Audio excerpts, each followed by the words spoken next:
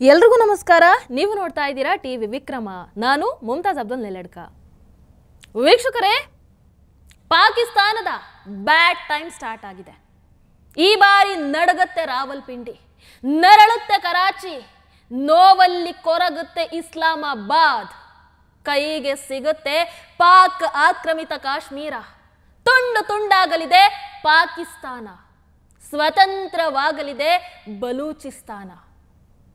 ಒಂದೊಂದು ಹನಿ ಅಮಾಯಕ ಭಾರತೀಯರ ರಕ್ತದ ಬೆಲೆಯನ್ನ ತೆರಲಿದೆ ಈ ಪಾಪಿ ಪಾಕಿಸ್ತಾನ. ಯಾಕೆ ನಾನು ಹೀಗೆ ಹೇಳಿದೆ ಅನ್ನುವಂಥದ್ದನ್ನ ಇವತ್ತಿನ ಈ ಕಾರ್ಯಕ್ರಮದಲ್ಲಿ ನಾವು ನೋಡ್ತಾ ಹೋಗೋಣ. ಬಹಳ ಇಂಟ್ರೆಸ್ಟಿಂಗ್ ಇದೆ, ದಯವಿಟ್ಟು ಸ್ಕಿಪ್ ಮಾಡದೆ ಕೊನೆ ತನಕ ನೋಡಿ. ವೀಕ್ಷಕರೇ, ನೀವು ಗಮನಿಸಿದಿರೋ ಇಲ್ವೋ ಗೊತ್ತಿಲ್ಲ, ನಿನ್ನೆ ನಡೆದಂತಹ ಬಿಹಾರದ ಕಾರ್ಯಕ್ರಮದಲ್ಲಿ ಹಿಂದಿಯಲ್ಲಿ ಭಾಷಣವನ್ನ ಮಾಡ್ತಾ ಇದ್ದಂತಹ ಮೋದಿಜಿ ಇದ್ದಕ್ಕಿದ್ದ ಹಾಗೆ ಇಂಗ್ಲಿಷ್ ಅಲ್ಲಿ ಮಾತಾಡೋದಕ್ಕೆ ಆರಂಭ ಮಾಡ್ತಾರೆ. ಯಾರನ್ನ ಕೂಡ ಸುಮ್ಮನೆ ಬಿಡುವಂತಹ ಮಾತೇ ಇಲ್ಲ. ಅವರು ಊಹೆ ಮಾಡದ ರೀತಿಯಲ್ಲಿ ಉತ್ತರವನ್ನ ಪಡ್ಕೊಳ್ತಾರೆ ಅಂತ ಹೇಳ್ತಾರೆ. ಆ ಮೂಲಕ ಇಡೀ ಜಗತ್ತಿಗೆ ನಮ್ಮ ಭಾರತದ ಭಾವನೆಯನ್ನ ಪರಿಚಯ ಮಾಡ್ತಾರೆ. जिन्होंने ये हमला किया है, उन आतंकियों को और इस हमले की साजिश रचने वालों को उनकी कल्पना से भी बड़ी सजा मिलेगी, सजा मिलकर के रहेगी.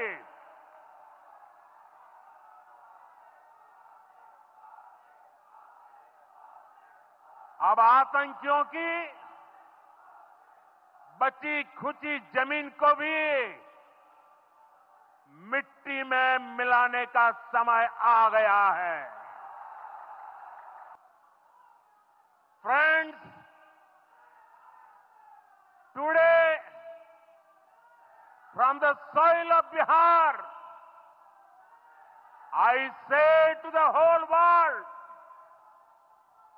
India will identify, track and punish every terrorist and their backers. Modiji ಅವರಿಗೆ ಇಡೀ ಜಗತ್ತಿಗೆ ತಿಳಿಸಬೇಕಾಗಿತ್ತು, ಉಗ್ರರು ಎಲ್ಲೇ ಇರಲಿ ಯಾರೇ ಇರಲಿ ಅವರನ್ನ ಭಾರತ ಸುಮ್ಮನೆ ಬಿಡುವಂತಹ ಮಾತೇ ಇಲ್ಲ ಅಂತ. ಅದಕ್ಕಾಗಿ ಅವರು ಇಂಗ್ಲಿಷ್ ಅಲ್ಲಿ ಮಾತಾಡ್ತಾರೆ. ಅದರ ಜೊತೆಗೆ ಈಗ ಪಾಕಿಸ್ತಾನದಲ್ಲಿರುವಂತಹ ಭಾರತೀಯರಿಗೆ ಸೂಚನೆಯನ್ನು ನೀಡಲಾಗಿದೆ, ಆದಷ್ಟು ಬೇಗ ನೀವು ಭಾರತಕ್ಕೆ ಬಂದು ಬಿಡಿ ಅಂತ. ಹಾಗಾಗಿ ಇದು ಯುದ್ಧದ ಮುನ್ಸೂಚನೆ, ಇದು ಯುದ್ಧದ ಪೂರ್ವ ತಯಾರಿ ಕೂಡ ಆಗಿರಬಹುದು.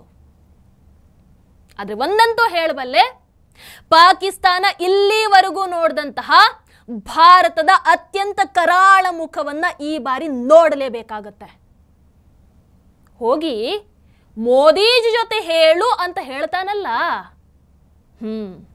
ಹಾಗೆ ಹೇಳೋ ಮೂಲಕ ನೇರವಾಗಿ ಅವರು ಮೋದಿಜಿ ಅವರಿಗೆ ಸವಾಲನ್ನ ಹಾಕಿರೋದ್ರಿಂದ ಈ ಬಾರಿಯ ಉತ್ತರ ಪಾಕಿಸ್ತಾನದ ನಿರೀಕ್ಷೆಗಿಂತಲೂ ಕೆಟ್ಟದಾಗಿರುತ್ತೆ. ವೀಕ್ಷಕರೇ, ಹಾಗಾದ್ರೆ ಈ ಬಾರಿ ಯುದ್ಧ ಆದರೆ ಏನಾಗುತ್ತೆ? Very important. ಪಾಕಿಸ್ತಾನ ಅಂತೂ ಛಿದ್ರ ಛಿದ್ರ ಆಗತ್ತೆ. ಹೇಗೆ? ನಿಮಗೀಗಾಗಲೇ ಪಾಕಿಸ್ತಾನದ ಭಾಗ ಆಗಿರುವಂತಹ ಬಲೂಚಿಸ್ತಾನ ಯಾವ ರೀತಿ ತಮ್ಮ ಸ್ವಾತಂತ್ರ್ಯಕ್ಕಾಗಿ ಹೋರಾಟವನ್ನ ಮಾಡ್ತಾ ಇದ್ದಾರೆ, ಆ ಹಾದಿಯಲ್ಲಿ ಇತ್ತೀಚೆಗೆ ಪಾಕಿಸ್ತಾನದ ರೈಲನ್ನ ಹೈಜಾಕ್ ಕೂಡ ಮಾಡಿದ್ದು ಗೊತ್ತಿರಬಹುದು.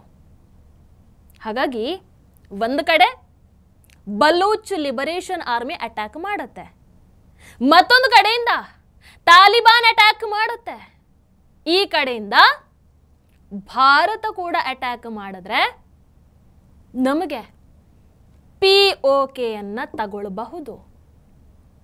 ಪಾಪ ಪಾಕಿಸ್ತಾನ ಯಾವ ಕಡೆಯಿಂದ ಆರ್ಮಿಯನ್ನ ಕೊಟ್ಟು ಕಳಿಸುತ್ತೆ? ಹೌದಲ್ವೋ? ಇನ್ನು ಅವರ ಪರಿಸ್ಥಿತಿ ಅಂತೂ ಹೇಳೋರಿಲ್ಲ ಕೇಳೋರಿಲ್ಲ. ಹಿಂದಿನ ಕಾರ್ಯಕ್ರಮದಲ್ಲೂ ನಾನು ಹೇಳಿದ್ದೆ, ಇಂಡಸ್ ವ್ಯಾಲಿ ಟ್ರೀಟಿ ಇಲ್ಲ ಅಂತ ಹೇಳಿದ್ರೆ ಅವರಿಗೆ ಕುಡಿಯೋದಕ್ಕೆ ವ್ಯವಸಾಯಕ್ಕೆ ಯಾವುದಕ್ಕೂ ನೀರಿರಲ್ಲ, ನೀರು ಇಲ್ಲದೆ ಸಾಯುವಂತಹ ಪರಿಸ್ಥಿತಿ ಅವರಿಗೆ. ಇನ್ನು IMF ಬಳಿ ಸಾಲವನ್ನು ಕೇಳ್ತಾ ಇದ್ದಾರೆ. ಆದರೆ ಸಾಲವನ್ನು ಕೊಡೋದಕ್ಕೆ ಅವರು ತಯಾರಿಲ್ಲ. ಯಾಕಂದ್ರೆ ಬಡ್ಡಿ ಕಟ್ಟೋಕೆ ಆಗ್ತಿಲ್ವಲ್ಲ ಈ ಪಾಕ್ ಬಡ್ಡಿ ಮಕ್ಕಳಿಗೆ. ಇನ್ನು ಇಡೀ ವಿಶ್ವವೇ ನಮ್ಮ ಜೊತೆ ನಿಂತಿದೆ. ಅಮೆರಿಕದ ಟ್ರಂಪ್ ಅವರಿಂದ ಹಿಡಿದು ಇಸ್ರೇಲ್ನ ನೆತನ್ಯಾಹು ಅವರಿಂದ ಹಿಡಿದು ಸೌದಿ ಅರೇಬಿಯಾ, ಹೀಗೆ ಪ್ರತಿಯೊಬ್ಬರು ಕೂಡ ಭಾರತದ ಜೊತೆಗೆ ಈ ಸಂದರ್ಭದಲ್ಲಿ ಗಟ್ಟಿಯಾಗಿ ನಿಂತ್ಕೊಂಡಿದ್ದಾರೆ. ಹಾಗಾಗಿ ಇಂತಹ ಪರಿಸ್ಥಿತಿಯಲ್ಲಿ ಪಾಕಿಸ್ತಾನ ಯುದ್ಧವನ್ನ ಎದುರಿಸೋದಕ್ಕೆ ಬಂದರೆ 100% ಕಂಗಾಲಾಗಿ ಹೋಗ್ತಾರೆ. ಭೂಪಟದಲ್ಲಿ ಪಾಕಿಸ್ತಾನ ಅನ್ನೋದು ಮಾಯ ಆದ್ರೂ ಆಗಬಹುದು. ಈಗ ಯುದ್ಧ ಆದರೆ ಪಾಕಿಸ್ತಾನಕ್ಕೆ ಭಾರತವನ್ನ ಎದುರು ಹಾಕಿಕೊಳ್ಳುವಂತಹ ಸಾಮರ್ಥ್ಯ ಇದೆಯಾ?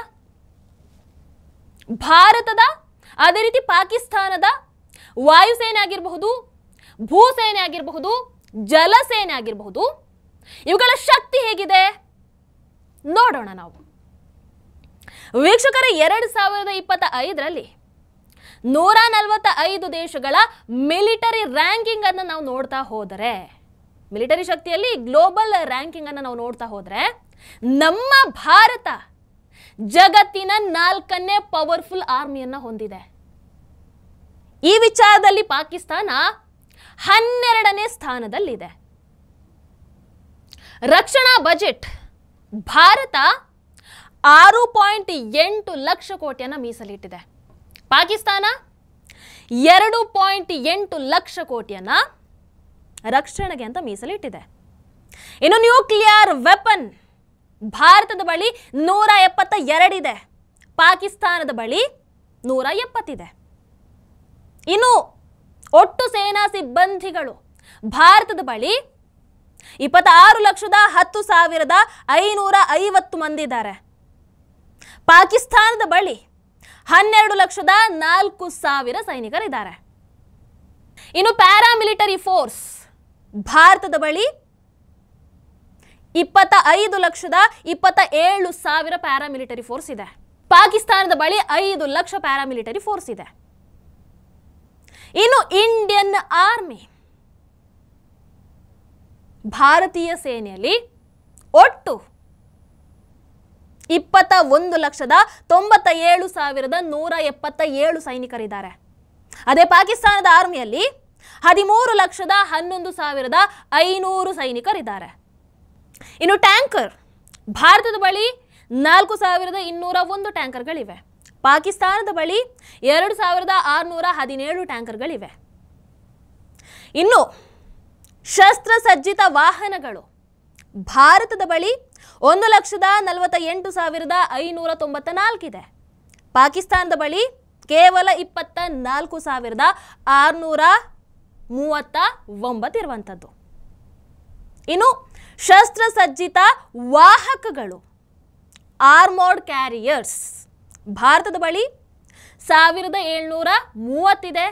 ಪಾಕಿಸ್ತಾನದ ಬಳಿ 2,900.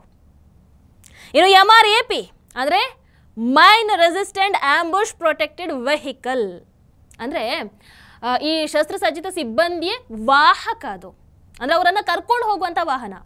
ಇದು ಭೂ ಬಾಂಬ್ ಆಗಿರಬಹುದು, ಸ್ಫೋಟಕ ಸಾಧನ ಆಗಿರಬಹುದು, ಅಂದರೆ ಇವೆಲ್ಲವನ್ನ ತಡ್ಕೊಳ್ಳುವಂತಹ ಸಾಮರ್ಥ್ಯ ಇರುವಂತಹ ವಾಹನ. ಇದು ಭಾರತದ ಬಳಿ 1,962 ಇದೆ. ಪಾಕಿಸ್ತಾನದ ಬಳಿ ಕೇವಲ 225 ಇರುವಂಥದ್ದು. ಇನ್ನು ಫಿರಂಗಿಗಳು, ಕ್ಷೇತ್ರ ಫಿರಂಗಿಗಳು ಭಾರತದ ಬಳಿ 3,975, ಪಾಕಿಸ್ತಾನದ ಬಳಿ 2,629. ಇನ್ನು ಇಂಡಿಯನ್ ಏರ್ ಫೋರ್ಸ್ ಭಾರತೀಯ ವಾಯುಸೇನೆಯಲ್ಲಿ ಒಟ್ಟಾರೆಯಾಗಿ 3,10,575 ಸೈನಿಕರಿದ್ದಾರೆ. ಪಾಕಿಸ್ತಾನದ ವಾಯುಸೇನೆಯಲ್ಲಿ ಕೇವಲ 78,128 ಸೈನಿಕರಿರುವಂಥದ್ದು. ಇನ್ನು ಭಾರತದ ಬಳಿ ವಿಮಾನ 2,229 ಇದೆ. ಯುದ್ಧ ವಿಮಾನ 513 ಇದೆ. ಪಾಕಿಸ್ತಾನದ ಬಳಿ ವಿಮಾನ 1,399 ಇದೆ. ಯುದ್ಧ ವಿಮಾನ 328 ಇದೆ. ಇನ್ನು ಮಲ್ಟಿ ರೋಲ್ ಏರ್ಕ್ರಾಫ್ಟ್ ಭಾರತದ ಬಳಿ 432 ಇದೆ. ಪಾಕಿಸ್ತಾನದ ಬಳಿ 338 ಇದೆ. ರೆಕಾನೆಸೆನ್ಸ್ ಅಂದರೆ ಸರ್ವೆ ವಿಮಾನ ಭಾರತದ ಬಳಿ ಹತ್ತಿದೆ, ಪಾಕಿಸ್ತಾನದ ಬಳಿ ಇಲ್ಲವೇ ಇಲ್ಲ. ಹೆಲಿಕಾಪ್ಟರ್ಗಳು ಭಾರತದ ಬಳಿ 899 ಇದೆ, ಪಾಕಿಸ್ತಾನದ ಬಳಿ 373 ಇದೆ. ಇನ್ನು ಅಟ್ಯಾಕ್ ಹೆಲಿಕಾಪ್ಟರ್ಸ್ ಭಾರತದ ಬಳಿ 80 ಇದೆ, ಪಾಕಿಸ್ತಾನದ ಬಳಿ 57 ಇದೆ. ಟ್ರಾನ್ಸ್ಪೋರ್ಟ್ ಏರ್ಕ್ರಾಫ್ಟ್ ಭಾರತದ ಬಳಿ 270 ಇದೆ, ಪಾಕಿಸ್ತಾನದ ಬಳಿ 64 ಇದೆ. ಇನ್ನು ಇಂಡಿಯನ್ ನೇವಿ ಅಂದರೆ ಭಾರತೀಯ ಜಲಸೇನೆಯಲ್ಲಿ ಸುಮಾರು 1,42,252 ಸೈನಿಕರಿದ್ದಾರೆ. ಪಾಕಿಸ್ತಾನದ ಜಲಸೇನೆಯಲ್ಲಿ 1,24,800 ಸೈನಿಕರಿದ್ದಾರೆ. ಇನ್ನು ಇದರಲ್ಲಿ ಏರ್ಕ್ರಾಫ್ಟ್ ಕ್ಯಾರಿಯರ್ಸ್ ಭಾರತದ ಜೊತೆ 2 ಇದೆ, ಪಾಕಿಸ್ತಾನದ ಬಳಿ ಇಲ್ಲವೇ ಇಲ್ಲ. ಡೆಸ್ಟ್ರಾಯರ್ಗಳು ಭಾರತದ ಬಳಿ 13 ಇದೆ, ಪಾಕಿಸ್ತಾನದ ಬಳಿ ಇಲ್ಲವೇ ಇಲ್ಲ. ಸಬ್ಮರೈನ್ ಭಾರತದ ಬಳಿ 18 ಇದೆ, ಪಾಕಿಸ್ತಾನದ ಬಳಿ ಕೇವಲ 8 ಇರುವಂಥದ್ದು. ಇನ್ನೂ ಬಹಳಷ್ಟಿದೆ, ನಾನಿಲ್ಲಿ ಹೇಳಿರುವಂಥದ್ದು ಕೆಲವುಗಳನ್ನು ಮಾತ್ರ.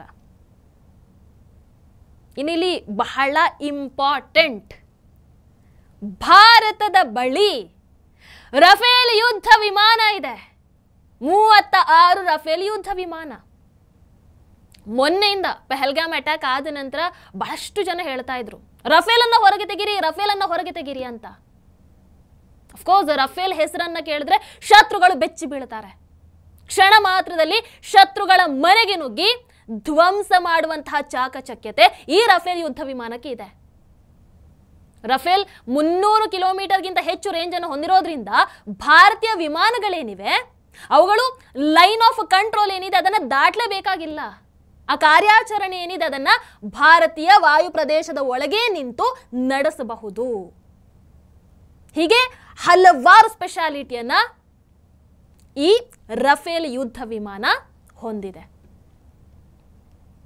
ಎಲ್ಲ ರೀತಿಯಲ್ಲೂ ಕೂಡ ಭಾರತ ಇಲ್ಲಿ ಪವರ್ಫುಲ್ ಆಗಿ ಕಾಣಿಸುತ್ತೆ.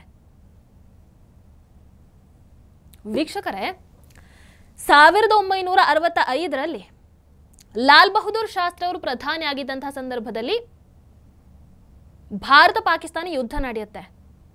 ಅವತ್ತು ನಾವು ಲಾಹೋರ್ಗೆ ನುಗ್ಗಿ ಹೊಡೆದ್ವಿ. ಪಾಕಿಸ್ತಾನ ಅವತ್ತು ಸೋತು ಸುಣ್ಣಾಗಿ ಹೋಗಿತ್ತು. ಲಾಹೋರ್ ನಮ್ಮದಾಗಿತ್ತು. ಅದರ ಕೊನೆಗೆ ತಾಷ್ಕೆಂಟ್ ಅಗ್ರಿಮೆಂಟ್ಗೆ ಸಹಿ ಹಾಕೋ ಮೂಲಕ ಮತ್ತೆ ಅದನ್ನು ಹಿಂದಿರುಗಿಸ್ತಾರೆ. ಇನ್ನು 1971ರಲ್ಲಿ ಇಂದಿರಾ ಗಾಂಧಿ ಅವರು ಪ್ರಧಾನಿ ಆಗಿದ್ದಂತಹ ಸಂದರ್ಭದಲ್ಲಿ ಭಾರತ ಪಾಕಿಸ್ತಾನ ಯುದ್ಧ ನಡೆಯುತ್ತೆ. ಆಗ್ಲೂ ಕೂಡ ಪಾಕಿಸ್ತಾನ ಸೋತು ಸುಣ್ಣಾಗುತ್ತೆ. 93,000 ಪಾಕ್ ಸೈನಿಕರು ನಮಗೆ ಶರಣಾಗ್ತಾರೆ ಅವತ್ತು. ಅದರ ಕೊನೆಗೆ ಸಿಮ್ಲಾ ಒಪ್ಪಂದಕ್ಕೆ ಸಹಿಯನ್ನ ಪಾಕ್ ಹಾಕುತ್ತೆ.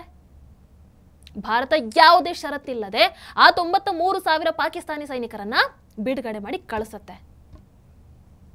ಇನ್ನು 1999ರಲ್ಲಿ ವಾಜಪೇಯಿ ಅವರು ಪ್ರಧಾನಿ ಆಗಿದ್ದಂತಹ ಸಂದರ್ಭದಲ್ಲಿ ಕಾರ್ಗಿಲ್ ಯುದ್ಧ ನಡೆಯುತ್ತೆ. ಅವತ್ತು ಕೂಡ ಈ ಪಾಕ್ ಸೋತು ಸುಣ್ಣಾಗುತ್ತೆ. ಈಗ 25 ವರ್ಷಗಳ ನಂತರ ವಾಜಪೇಯಿ ಅವರ ನಂತರ ಮೋದಿಜಿಯವರ ಲೀಡರ್ಶಿಪ್ ಅಲ್ಲಿ ಯುದ್ಧದ ಸಂದರ್ಭ ಎದುರಾಗಿದೆ. ಹೌದು, 1965ರಲ್ಲಿ ಲಾಲ್ ಬಹದ್ದೂರ್ ಶಾಸ್ತ್ರಿ ಅವರು ಲಾಹೋರನ್ನ ಬಿಟ್ಟುಕೊಟ್ಟ ಹಾಗೆ 1971ರಲ್ಲಿ ಇಂದಿರಾ ಗಾಂಧಿ ಆ 93,000 ಪಾಕ್ ಸೈನಿಕರನ್ನ ಬಿಟ್ಟುಕೊಟ್ಟ ಹಾಗೆ 1999ರಲ್ಲಿ ವಾಜಪೇಯಿ ಅವರು ಕ್ಷಮಿಸಿದ ಹಾಗೆ ಈ ಬಾರಿ ಆಗಲ್ಲ. ಯಾಕಂದ್ರೆ ಈ ಬಾರಿ ಇರುವಂಥದ್ದು ನರೇಂದ್ರ ಮೋದಿಜಿ. ಈಗ ಯುದ್ಧ ಆದರೆ ಆಗೋದು ಪಾಕಿಸ್ತಾನ ಡಿವೈಡೇ. ಅದಕ್ಕೆ ನಾನು ಆರಂಭದಲ್ಲಿ ಹೇಳಿದ್ದು, ಈಗ ಯುದ್ಧ ಆದರೆ ನಡಗತ್ತೆ ರಾವಲ್ಪಿಂಡಿ, ನರಳುತ್ತೆ ಕರಾಚಿ, ನೋವಲ್ಲಿ ಕೊರಗುತ್ತೆ ಇಸ್ಲಾಮಾಬಾದ್, ನಮ್ಮ ಕೈಗೆ ಸಿಗುತ್ತೆ ಪಾಕ್ ಆಕ್ರಮಿತ ಕಾಶ್ಮೀರ, ತುಂಡು ತುಂಡಾಗುತ್ತೆ ಪಾಕಿಸ್ತಾನ, ಸ್ವತಂತ್ರವಾಗುತ್ತೆ ಬಲೂಚಿಸ್ತಾನ. ಮೋದಿಜಿ ಏನು ಮಾಡ್ತಾರೆ ಅನ್ನುವಂಥ ಐಡಿಯಾ ಕೂಡ ಈ ಪಾಕ್ಗಿರೋದಕ್ಕೆ ಸಾಧ್ಯ ಇಲ್ಲ. ಅವತ್ತು ಮೋದಿಜಿ ಗುಜರಾತ್ ಮುಖ್ಯಮಂತ್ರಿ ಆಗಿದ್ದಂಥ ಸಂದರ್ಭದಲ್ಲಿ ಟೆರರಿಸ್ಟ್ ಅಟ್ಯಾಕ್ ಆದಾಗ ಇವರೆಲ್ಲರೂ ಭಾಷಣ ಮಾಡ್ತಾ ಇದ್ರು. ಆಗ ಮೋದಿಜಿ ಒಂದು ಮಾತನ್ನು ಹೇಳ್ತಾರೆ, ನಾವು ಭಾಷಣದಲ್ಲಿ ಮಾತ್ರ ಅಟ್ಯಾಕ್ ಮಾಡೋದಲ್ಲ, ನಾವು ಏನು ಅನ್ನುವಂಥದ್ದನ್ನ ಮಾಡಿ ತೋರಿಸಬೇಕು ಅಂತ. ಪುಲ್ವಾಮಾ ಅಟ್ಯಾಕ್ ಆದಾಗಲೂ ಕೂಡ ಮೋದಿಜಿ ಹೇಳಿದ್ರು, ಹಮ್ ಘರ್ ಮೇ ಗುಸ್ಕೆ ಮಾರೆಂಗೆ ಅಂತ. ಅದನ್ನ ಹೇಳಿದ 4 ದಿನದಲ್ಲಿ ಅದನ್ನು ಮಾಡಿ ತೋರಿಸಿದ್ರು. मैं आतंकी संगठनों को और उनके सरपरस्तों को कहना चाहता हूं कि वे बहुत बड़ी गलती कर चुके हैं, बहुत बड़ी कीमत उनको चुकानी पड़ेगी। बहुत बड़ी खबर आ रही है। बड़ी खबर यह है कि कल रात भारतीय वायुसेना ने पाकिस्तान यानी कि पाकिस्तान अधिकृत कश्मीर पर बड़ी कार्रवाई की है। पाकिस्तान पर भारत ने की है कल रात बड़ी कार्रवाई। 10 मिराज विमानों ने यहां बम गिराए हैं। ಈ ಬಾರಿ ಬಿಹಾರದಲ್ಲಿ ನಿಂತು ಮಾತಾಡಿದ್ದಾರೆ, ಅದು ಕೂಡ ಇಂಗ್ಲಿಷ್ ಅಲ್ಲಿ ಇಡೀ ಜಗತ್ತಿಗೆ ಸ್ಪಷ್ಟ ಸಂದೇಶವನ್ನ ಕೊಟ್ಟಿದ್ದಾರೆ. ಹಾಗಾಗಿ just wait and watch. Pakistan ಛಿದ್ರ ಆಗತ್ತೆ, ಆಗಲೇಬೇಕು. ನಮಗೆ ಮೋದಿಜಿಯವರ ಮೇಲೆ ಸಂಪೂರ್ಣವಾದಂತಹ ನಂಬಿಕೆ ಇದೆ. Modiji, we are waiting. TV Vikrama, ದೇಶ ನಿಮ್ಮ ಕೈಯಲ್ಲಿ. ಈ ಕಾರ್ಯಕ್ರಮ ನಿಮಗೆ ಇಷ್ಟ ಆಗಿದ್ದಲ್ಲಿ ಲೈಕ್, ಶೇರ್ ಹಾಗೂ ಕಮೆಂಟ್ ಮಾಡಿ. ಟಿವಿ ವಿಕ್ರಮದ ಕಾರ್ಯಕ್ರಮಗಳನ್ನು ನಿರಂತರವಾಗಿ ವೀಕ್ಷಿಸಲು ಸಬ್ಸ್ಕ್ರೈಬ್ ಮಾಡಿ, ಬೆಲ್ ಐಕನ್ ಒತ್ತಿ.